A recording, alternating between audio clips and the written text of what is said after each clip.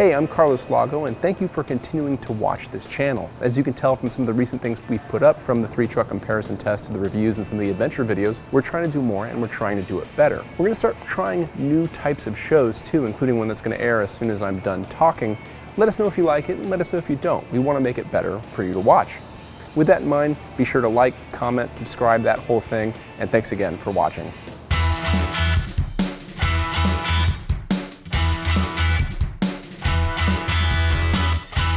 This is the Porsche Boxster GTS, and ahead of me is the Edmunds test track. We are in Sport Plus mode. I'm going to engage launch control, and we're going to talk about how this thing drives and handles over the course of a lap or two. Let's do it.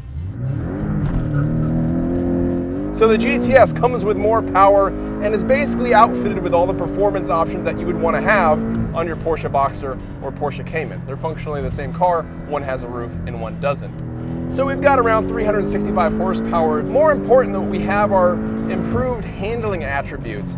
And so far I can say this thing drives really well. I'm going to try to not complain too much about how the engine sounds. I feel like I've been very forward in the past about my dislike for it. I'll say in this situation, it's more linear than I remember it being. It delivers a good amount of power, around 365 horsepower or so, but it's a really nice addition in terms of power delivery to the way this car handles, which is a very smooth and traceable and confidence-inspiring character this car has.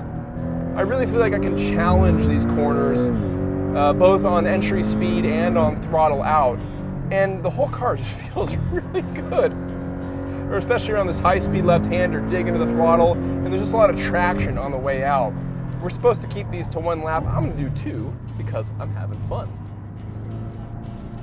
Out of this low-speed right-hander, no sign of oversteer, maybe because I'm not challenging the gas too much on the exit, but man, this thing is delivering a lot of speed, but a lot of handling capability too. It's stable, but not in a way that feels limiting. It feels really enjoyable to push out of a corner, not with the front tires, but with the rears urging you forward. Braking power is very strong, but predictable too. It's smooth, a little bit offline there, but that's okay. You have a bit of control over where the car is going to end up through a corner. And a good amount of speed right on the exit there. You can hear that rumble strip. That tells me I'm just about out of road. Dive into the super slow right-hander. Now we've got the tires working. You can hear them chattering away up to this uphill complex. I've got the PDK in its automatic mode. PDK is what Porsche calls their dual clutch transmission, and it's shifting exactly where I'd want it to be in its Sport Plus setting. It has the logic that puts me in the gear that I choose to be if I wanted to, and that means I don't have to worry about shifting. I can worry about keeping the car on its path.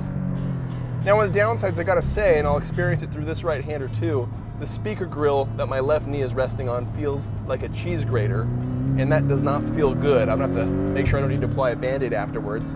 But that's been a quick spin in the Porsche Boxster GTS. And I have to say, it's a very nice handling and fun to drive sports car. And if you can live with the way that engine sounds, I think you're gonna be in for a treat with this one.